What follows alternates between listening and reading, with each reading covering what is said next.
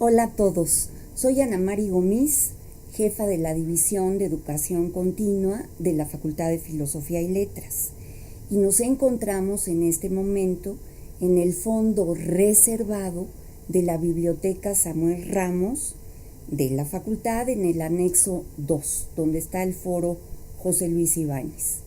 Y me es gratísimo presentarles al doctor Luis Manuel Cuevas Quintero, que va a dar un extraordinario curso en educación continua vía internet, en línea, que además tiene un título extraordinario. Va a atraer tanto a geógrafos, que es lo que es el doctor que contamos con él hoy en México, él es venezolano, y con estudiantes de literatura.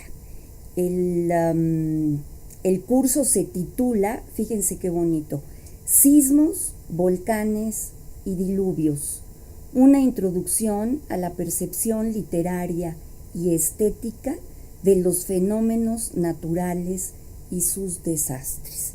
Bienvenido, doctor Cuevas Quintero, es un placer tenerte y te dejo para que expliques a tus alumnos de qué va a ir este extraordinario curso, que nos es muy grato tener en educación continua. Muy bien, gracias. Bien. Bueno, gracias a la Universidad Nacional Autónoma de México, gracias a la maestra Gómez, gracias a su personal y sin más preámbulos entro a el tema. ¿De qué va la cosa?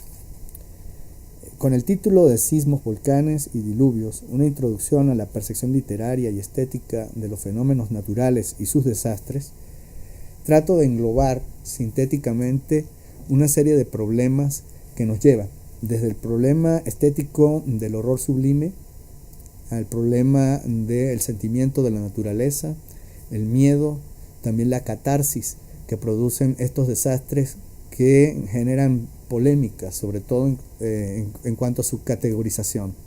Es decir, ¿son naturales los desastres o son los hombres los que le ascriben a la naturaleza esa sensación de que es un desastre lo que ha producido en un evento? Eso lo vamos a tocar en el curso de estas sesiones y vamos a tratar de abrir el espectro como si se tratase de una cámara de gran angular para poder captar distintas voces y distintos textos que refieren precisamente a ese problema de la percepción, que acá en el programa se toca en función de la percepción literaria y estética, pero esas juntas pueden englobarse en una visión de la geografía cultural y de la geografía humanista que se llama la geografía de percepciones.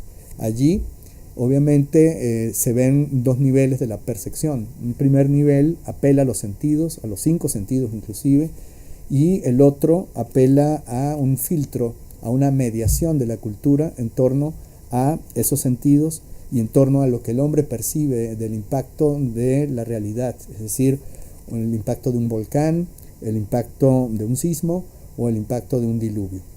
Desde la antigüedad, tal vez ese tipo de desastres más digamos, recordados, o de cuyo nombre a veces no nos queremos recordar, son el diluvio, por ejemplo. El diluvio, que es un acontecimiento mítico, aparece para explicar fenómenos de inundaciones. Elis Reclus tiene un mapa que vamos a ver en su momento, donde pone en diálogo los distintos diluvios de todas partes del mundo para darle luego una explicación entre lo que llamaríamos una mitogeografía del fenómeno a una visión que tiene que ver con una explicación racional. No obstante, siempre está un lado que refiere a la voz de lo preternatural, a la voz de la estética, del horror de esos fenómenos, y ya vamos a ver algunos pasajes en lo que nos queda de tiempo. No vamos a tardar, no va a ser muy extenso porque es una presentación introductoria, pero sí es importante que fijemos las coordenadas categoriales que vamos a tratar grosso modo puesto que dentro del programa vamos a ir continuamente colgando algunos materiales que ustedes van a poder disfrutar, gozar, si se quiere, y también, si se sienten muy sensibles, vivir su momento de horror estético allí, de sublime pasmo, de sublime miedo que causan estos fenómenos. Si cada vez que nosotros nos volvemos muy racionales, pero viene la naturaleza y nos avisa con un impacto sísmico o con una inundación o un volcán amenaza la existencia de una población, obviamente vuelve otra vez el problema de los temores ancestrales, para darle un nombre a esto. El hombre ha revestido entonces, como ya dije, esto de una percepción que tiene que ver con filias y fobias. Sabemos de sujetos como Plinio o como Demócrito que, pues, por ver los volcanes muy de cerca, pues ya no están. Y así tenemos una serie de sujetos que aparecen en la historia que son importantes, los vamos a tocar. También hay pintores de estos fenómenos, hay fotógrafos, el doctor Atl es uno de ellos, lo vamos a tocar, vamos a ver cuadros, vamos a ver caricaturas, es decir, tenemos un espectro de textos bien interesantes. Ustedes también tienen la oportunidad de escribirme y decir, yo tengo este texto y de eso se trata. Entonces, ahora sí fijemos pautas dentro del programa. El programa es dialógico.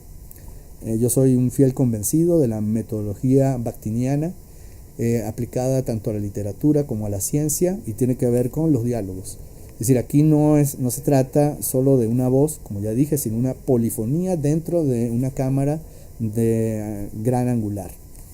Eso es importante porque nos vamos a estar movilizando continuamente entre fronteras de un lado y otro, tratando de enlazar, tratando de tejer un texto complejo, en el sentido de lo que es un texto. Un textum es tejido, es decir, es un tejido de muchas voces que no implica un pastiche, implica más bien reconocer la formación caótica de la cultura. Y dentro de la cultura, que es en definitiva desde donde vemos nosotros los desastres naturales, en este caso de sismos, volcanes y diluvios, es de donde vamos a hablar, pero siempre dentro de una connotación de ética de la naturaleza, es decir, de respeto también a los fenómenos naturales, para extraer hacia el final del programa unas conclusiones. Ustedes deberían pensar, y el programa así lo establece, en un ensayo final que pueden ir cultivando desde el inicio, escogiendo un texto, unas imágenes, una película, para poder ir produciendo algo. Yo creo que todo curso debe producir textos, y a la final pues son textos de ustedes que se pueden después organizar en una publicación o se pueden organizar en un texto electrónico, que bueno, se pone a disposición del público. Bien, el curso está contemplado, las características formales están dentro del programa, pero en principio son 24 horas lectivas con 2 sesiones por semana de 1 hora cada una. Esas sesiones son sesiones que ustedes tienen que acordar si van a ser de manera de foro, pero la mayoría van a ser con textos colgados, con algunos intercambios vía correo, vía WhatsApp, que me dijeron, ¿no? Por vía, bueno, ya aclararemos la vía que nos va a tocar. A mí me gustan siempre las conversaciones, porque de las conversaciones siempre salen cosas que son inesperadas. Por eso la mayéutica socrática dentro de la pedagogía es clave, y de allí se nutre el dialogismo bakhtiniano y el dialogismo de Buber. Bien, en definitiva, los elementos están dentro de la presentación. Me voy a referir solamente a una partecita. Dice, este curso abre un panorama para debatir críticamente las relaciones del hombre y la naturaleza. Ofrece herramientas conceptuales, metodológicas y prácticas que permiten situar la triple relación entre naturaleza, arte e impactos destructivos en una perspectiva de gran angular y de borde, lo que facilita la relación dialógica de la construcción del conocimiento entre naturaleza, cultura y los sujetos que están implícitos entre ellos. Los diccionarios, entre ellos el de la Real Academia Española de la Lengua, definen a los desastres como desgracia grande, suceso infeliz y lamentable. De ahí se asocia una relación con el impacto de las fuerzas de la naturaleza En consecuencia, los desastres desde esta perspectiva son naturales. La mediación de la percepción humana ve en los fenómenos naturales, sean sismos, volcanes, diluvios, una fuerza causante de destrucción, pero también esos fenómenos propician una admiración que liga a la contemplación con la conmoción de lo que es ese espectáculo dinámico de las fuerzas naturales, esto en la perspectiva estética del horror sublime. Sin embargo, la United Nations Office for Disaster Risk Reduction señala que no hay desastres naturales, sino que estos son el resultado de la imprevisión humana ante los fenómenos de la naturaleza. Esto, sin lugar a dudas, plantea de entrada un conflicto de interpretaciones entre una visión técnica y etológica y la visión geosensible y subjetiva. En el plano de la geosensibilidad y la percepción, los fenómenos naturales son algo más en la dimensión de la cultura y en la narratividad de quienes viven la experiencia de los fenómenos o de quienes imaginan cómo debe ser vivir el impacto de un desastre natural.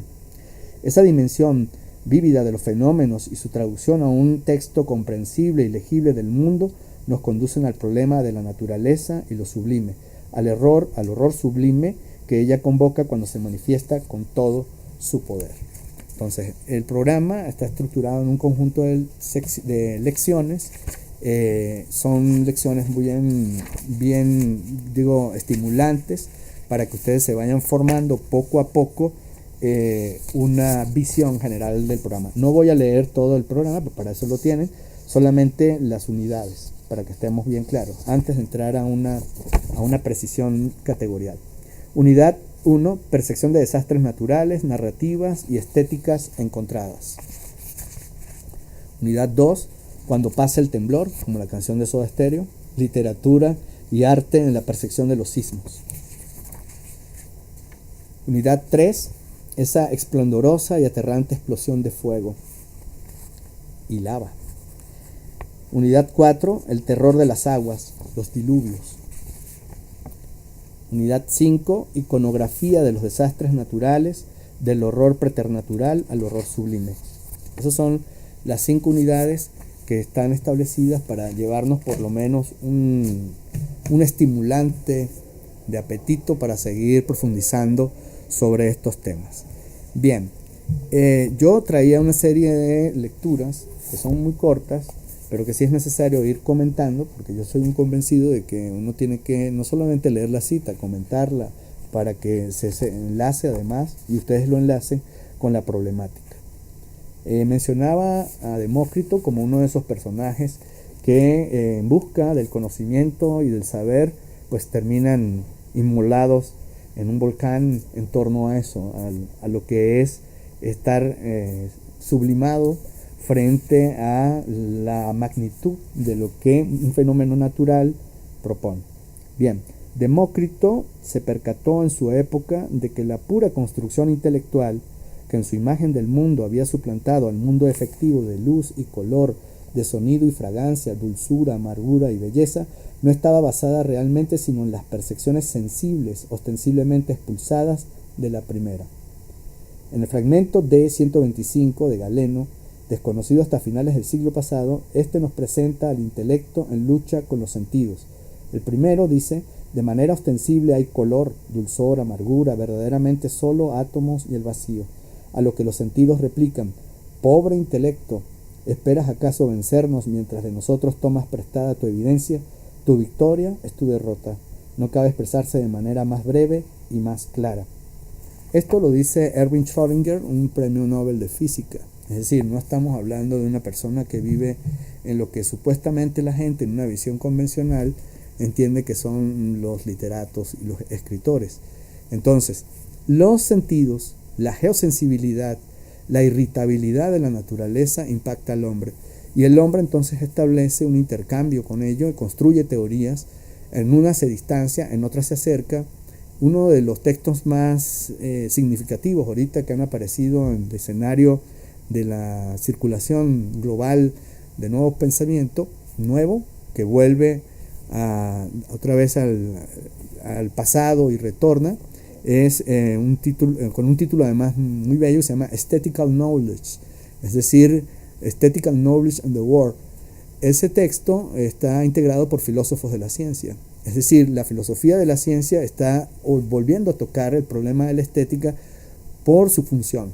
Es decir, la estética va a cumplir una función no solamente de contacto ético, para decirlo así, con la naturaleza, sino también para alertar sobre los modos a través de los cuales las emociones se conectan con ella y no pueden ser descartadas.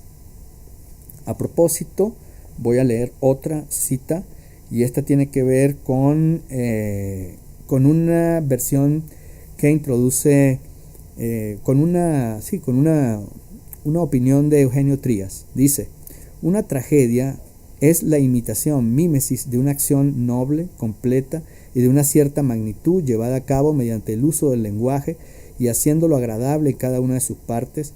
Se basa en la acción y no en la narrativa, y mediante la compasión, el eos, y el temor, phobos, produce la purificación, catarsis de dichas emociones.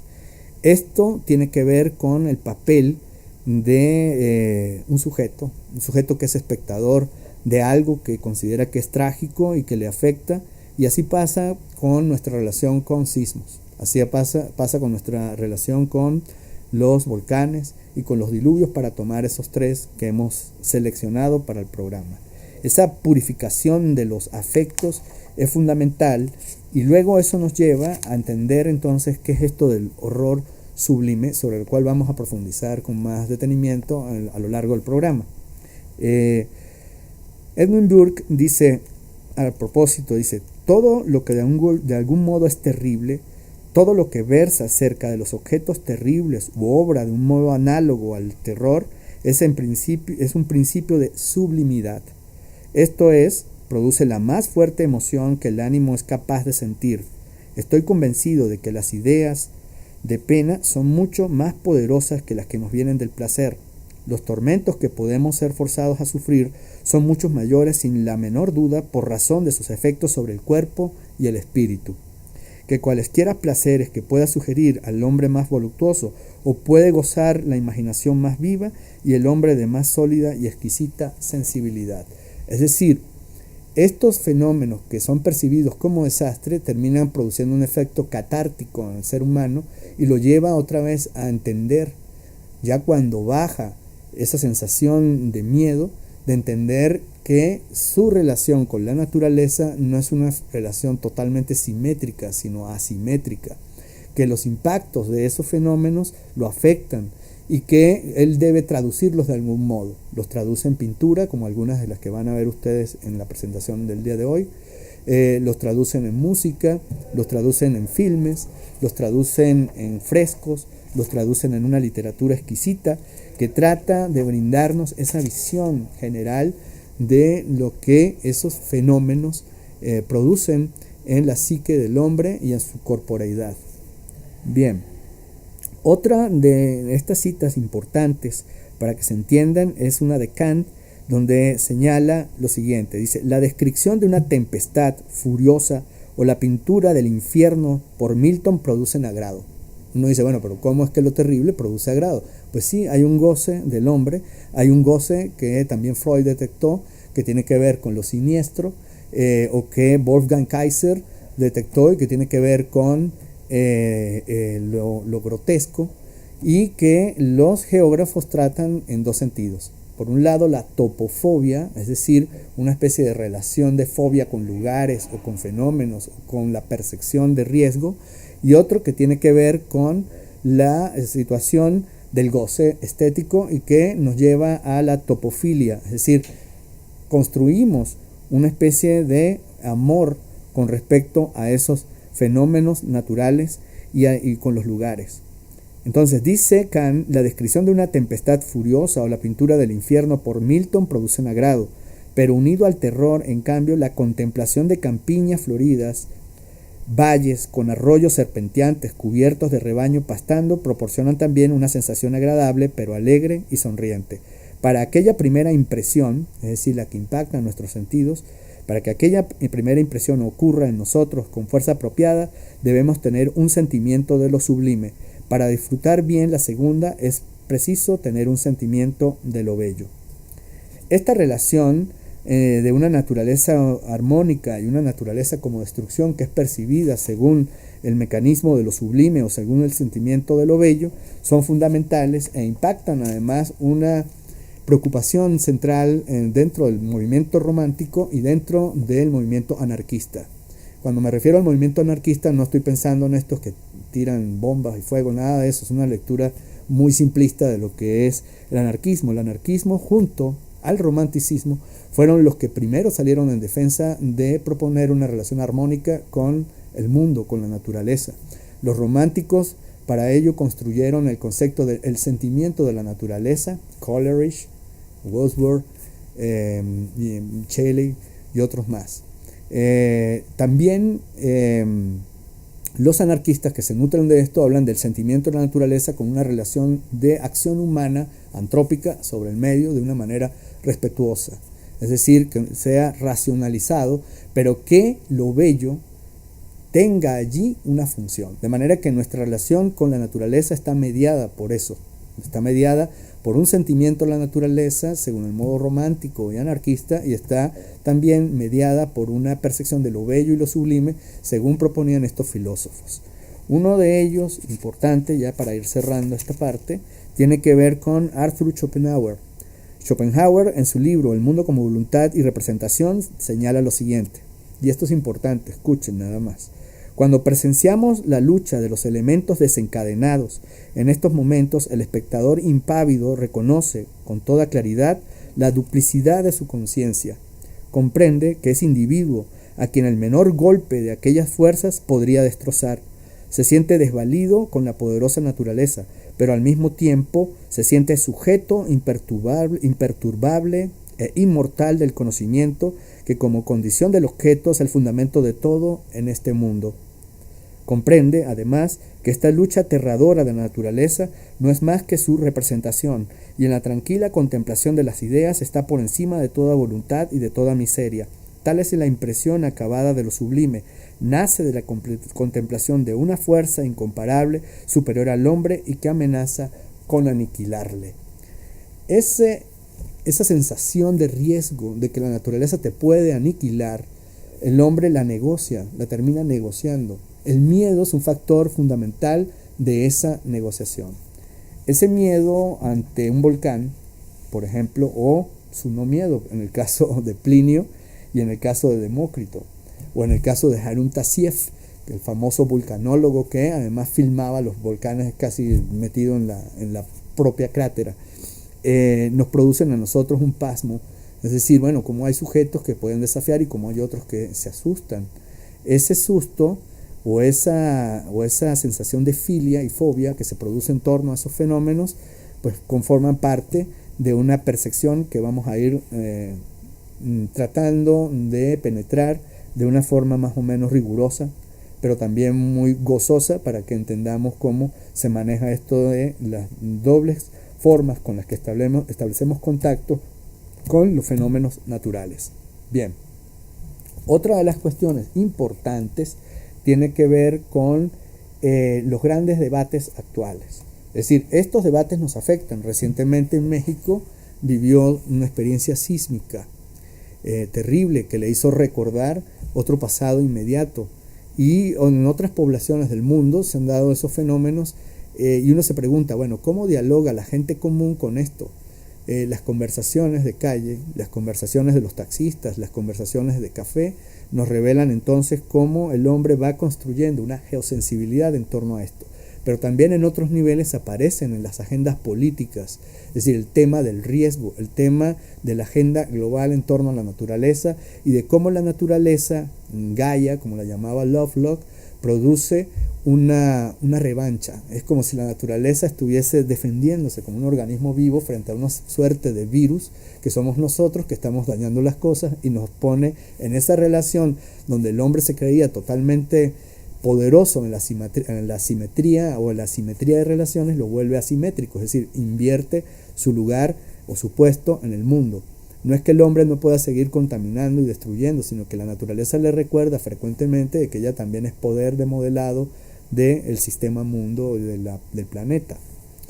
Bien, Niklas Luhmann, que viene acá también al caso, que es importante dentro de la teoría de sistemas, tiene un texto fabuloso que se llama ¿Puede la sociedad moderna evitar los peligros ecológicos?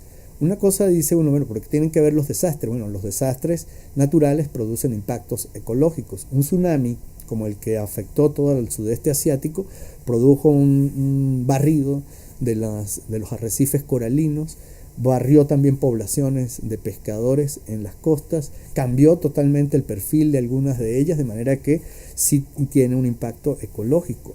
Una inundación, como la que refieren los mitos sumerios y los mitos bíblicos, pueden producir un impacto, un barrido. La ira de Dios en el diluvio barre de maldad el mundo y se produce un nuevo pacto, y Dios tiene entonces un momento catártico y dice: no los volveré a destruir. Y hay una promesa que dice que no los va a volver a destruir, destruirá al demonio al final, en la lucha de los tiempos, en el Armagedón, en esa batalla de la partera de la historia teológica entre ángeles y demonios. Pero esos mitos nos recuerdan entonces una lectura que es importante que nosotros consideremos a la hora de evaluar ese abanico general de voces que concurren en torno a esas percepciones.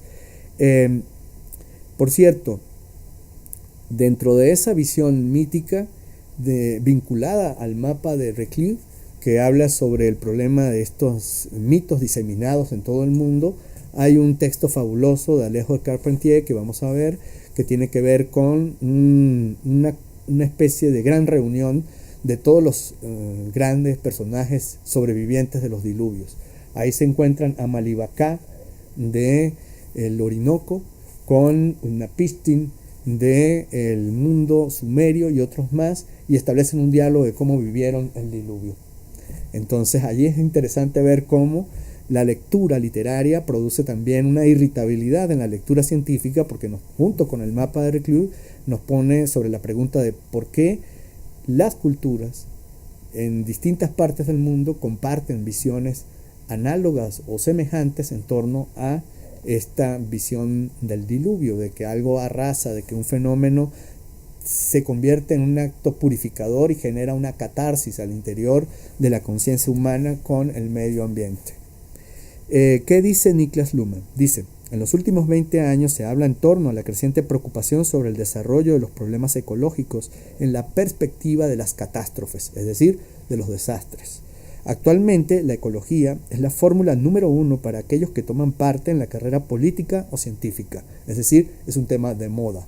Los literatos ya lo habían hecho moda con anterioridad, pero bueno, los científicos la vuelven moda de nuevo. Piénsese, por ejemplo, en temas tan variados como la extinción de los recursos no renovables, incluyendo el deterioro de las tierras de cultivo, en la eliminación de muchos tipos de especies vivientes, en la posible evolución de las enfermedades que no pueden ser combatidas por las medicinas, que han sido provocadas por las medicinas mismas, en la sobrepoblación del planeta y sobre todo en la contaminación, en la ubicación de materiales peligrosos en lugares que no les corresponden. Evidentemente que no es nuevo el interés de la sociedad por la naturaleza, ni el conocimiento sobre las posibilidades reducidas de conducirse ante ella, pero la idea del modo de conducirse la sociedad con respecto a la naturaleza repercute a su vez en la sociedad, y esto puede adquirir formas dramáticas. Esa visión ha cambiado muy decisivamente la forma actual de pensar. Eso es clave porque todas las agendas globales tienen eso, y los programas educativos poco a poco van incluyendo ese tema de lo que es la percepción de un riesgo, la percepción de que haya un desastre según una lectura, o que no sean desastres, sino vulnerabilidad generada por el hombre a la hora de tomar decisiones erradas. Hay un libro fabuloso también al respecto de Jared Diamond que se llama Colapso, donde a través de 7 casos históricos ilustra cómo las decisiones del hombre produjeron desastres naturales. Esta vez a la inversa, es el hombre el que produce el desastre natural y no la naturaleza quien está haciendo un desastre que afecta al hombre. Pero bueno, en esa discusión fronteriza entre unos y otros, donde en el fondo parece que, siguiendo a Paul Ricoeur, hay una culpa que está ahí que no la queremos asumir, pero entonces la damos a la naturaleza, pero de repente sí la asumimos y entonces adquirimos conciencia. Se vive otra dimensión trágica de la narratividad del hombre en relación con el mundo. La otra cuestión importante está entre el mismo Niklas Luhmann, dice, y ahí viene el tema del miedo. Los sistemas de función no están preparados para la retórica del miedo, ni para su moral. El miedo no puede ser prohibido políticamente. Esto ya lo sabían los filósofos. El miedo no puede ser regulado por el derecho y no puede ser contradicho por la ciencia. Económicamente no se nos puede vender y se sabe del sistema de educación que el obtener buenos logros educativos hacen que se acreciente la inseguridad de la valoración personal y el miedo y el medio ante la capacidad propia. Los sistemas de funciones pueden reaccionar, pero en realidad con poca resonancia. Esto lo que muestra es que nosotros tendremos que vivir con esa dualidad de comunicación, la comunicación del miedo y la comunicación funcional. Es decir, nosotros estamos constantemente sometidos a ese temor, y ese temor se puede manifestar en un temor, por ejemplo, con los políticos, pero aquí nos interesa el temor con las cuestiones naturales. Entonces, el miedo al sismo, el miedo al volcán, el miedo al diluvio, conforman parte incluso de nuestra historia global en torno a la relación con la naturaleza y el medio ambiente. Es importante que esto se considere y que veamos a su vez las operaciones textuales a través de las cuales el hombre construye a su vez un texto de cada uno de ellos. Una percepción del volcán, todo el mundo recordará esa película célebre de los años 30, 40, Pompeya. Otros recordarán la película más reciente esta de un mundo que se está inundando porque las placas tectónicas se están separando. Está en el programa, ahorita no me viene el nombre, pero está en el programa. Pero es una película extraordinaria porque hay unas especies de grandes arcas de Noé para salvar sobre todo a una élite burocrática que se quiere salvar, no le importa el resto del mundo, los científicos están ahí. Entonces hay una historia interesante, pero es una percepción real. Es decir, es una percepción sobre esto, porque ahora el hombre parece ser que no se siente cómodo en la Tierra, entonces ahora quiere colonizar Marte, quiere colonizar otros exoplanetas, pero no se da cuenta que está en y que esta es su única nave, como dice Lovelock. Es decir, aquí hay una única nave en la que vamos todos. Y ese todos nos implican desde los que tienen más poder económico a los que no tienen poder económico. Todos estamos dentro de ese problema. Es decir, una suerte de contraparte del diluvio, que es la sequía, puede producir grandes migraciones en África hacia Europa y los europeos se sienten asustados porque, bueno, llegan en las pateras. Pero hay un fenómeno natural que está afectando en la perspectiva del desastre. Bien, para ir cerrando, la otra cuestión importante está en la función del impacto que esa retórica del miedo produce, ahora sí traducida a otro nivel. Es no solamente el horror sublime o el sentimiento de la naturaleza, es la categoría del acontecimiento. El acontecimiento produce una disrupción de la vida normal, es algo intempestivo, es algo que aparece de manera contingente, por algo es un acontecimiento. Genera un impacto de tal naturaleza que lo que era ya no es, y lo que se pensaba con cierto temor de que podía pasar, pasa. Pero uno dirá, bueno, pero no era contingente, sí, pero el temor que se destruya el mundo no lo sabemos, pero está ahí, está con nosotros, está al lado. Marc Aujé al respecto trae una reflexión muy interesante sobre esto y dice lo siguiente. Dice, para definir el paso siempre necesario por estructurado de un impensable pasado a un imposible presente, la repetición, expresión del inconsciente, estructura la innovación. Todo se repite, pero nada se repite idénticamente, es decir, no todos vivimos del mismo modo el mismo sismo. Las mutaciones son acontecimientos parecidos porque repiten y a la vez son diferentes, porque innovan lo reprimido. Dicho de otro modo, el pasado cambia, se recompone al repetirse a través del futuro anterior. Esto es importante, además, porque en la perspectiva del acontecimiento, ese acontecimiento que implica una experiencia íntima del fenómeno natural, es, en el caso de esto, un tiempo que genera angustia, una especie de rito de paso, un rito que nos va marcando que esa certeza de que el hombre está, digamos, dominando el mundo pasa a ser de repente moderada. Es decir, la naturaleza viene a moderar en algunos momentos nuestra ibris natural del ser humano cuando se le desborda y se cree que es el amo del mundo. Entonces, el acontecimiento es típico porque no pasa, dice, se nos queda aquí atragantado, es un temor que la gente siente. Por eso cuando en algunas expresiones gestuales de la cultura los hombres dicen que el temor lo tienen aquí en la garganta. Es decir, es algo que implica una especie de mudez, es decir, de mutis con respecto a lo que está viendo. No hay palabras para describir eso en un momento, y sin embargo la naturaleza humana las consigue, las va, traduciendo a un lenguaje para hacer legible ese mundo. Aquí en un texto insospechado, como el diario de un seductor de Søren Kierkegaard, se dice lo siguiente: ¿cuánto tiempo es necesario para que un acontecimiento se aparte en la distancia, para que los recuerdos se pierdan del todo y la añoranza no venga a enroscarse en los recuerdos? Esto es importante porque entonces ese tiempo que a veces nosotros marcamos como una distancia para olvidar, uno podría decir, bueno, pero el tiempo es memoria. Bueno, también el tiempo puede ser olvido. Y así como la tacita de café de Marcel Proust, que le recuerda otra cosa, la naturaleza viene no tan amable y de repente le enseña su poderío, y el hombre vuelve a retornar a todos los sismos anteriores, a todos los diluvios y a las inundaciones anteriores, a todo esa furia desatada por los volcanes, y establece con ella esa negociación fundamental que implica una tarea perceptiva. Nuevamente repito, la geografía aquí ayuda mucho. La geografía empieza a actuar en términos de esa percepción topofílica o topofóbica, que implica un ethos, además, comportamiento del ser humano. También implica una pathos formal, como diría Avi Barbour, y tiene que ver con las formas a través de las cuales las emociones están contenidas en el sistema cultural de signos, en esa semiosfera de la que habla Yuri Lockman, y que son fundamentales para poder comprender, ahora sí en una perspectiva amplia, interconectada, el conocimiento. Esto es importante porque la utilidad práctica que tiene este programa, yo, que además de ser historiador, geógrafo, educador, también fui en mi primera carrera técnico en agrotecnia, ciencias del agro, nos enseñaban a ser prácticos, y entonces este conocimiento tiene que entrar en esa practicidad.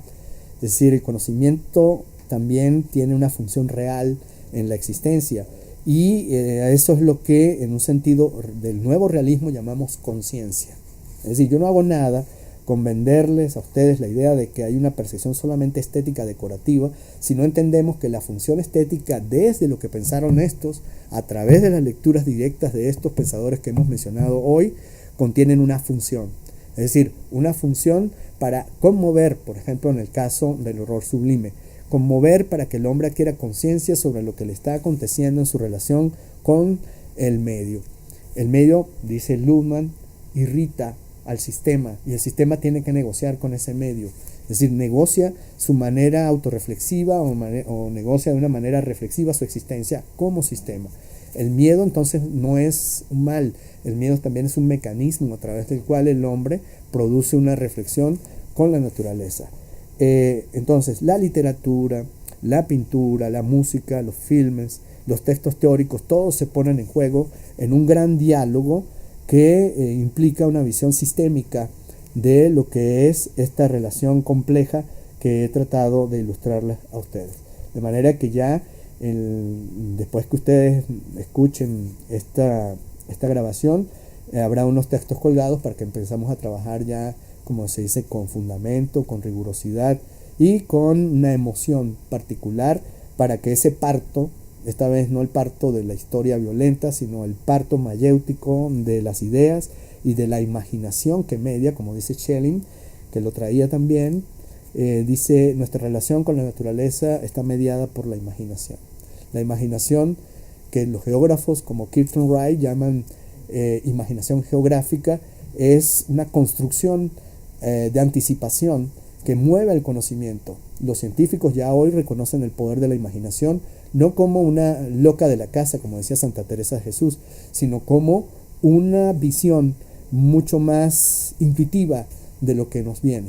Y esas intuiciones, que son también o pueden ser consideradas imaginaciones, también nos permiten abrir, expandir nuestros campos de conocimiento para producir, si quiere, una mayor conciencia de las cosas y una mayor conciencia de estos fenómenos que nos afectan constantemente. Sí. Bueno, espero que este sea un abreboca para poder establecer un diálogo en torno a esta interesante temática y que hagamos un trabajo bueno de manera que al final tengamos ese producto deseado, que es las reflexiones de cada uno de ustedes sobre esto.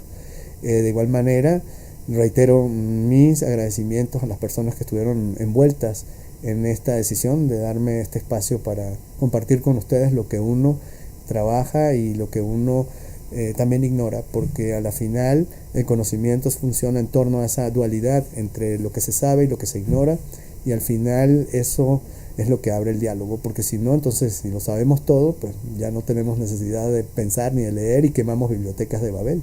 Así que así es sencillo. De Alejandría también, pero las de Babel porque tienen muchas lenguas. Bien. Bueno, pues no me queda más que agradecerle muchísimo al doctor Cuevas Quintero. Yo te quiero decir que quiero tomar el curso porque esta introducción me deslumbró. Con todo este pensamiento filosófico, psicoanalítico, geográfico, literario y desde luego geográfico, no puede haber nada que me apasione más que el sublime negativo. Entonces, pues si me permites, voy a tomar el curso. Bueno, no, sí, con gusto. No podría prohibirle a nadie que no lo tome, porque si no, no sería anarquista la cosa. Claro. Así que, entendiéndolo como lo explicas. Sí, exactamente, entendiéndolo en el buen sentido. Sí. Bien. Bueno, pues muchas gracias y iniciamos el curso. Bien, gracias.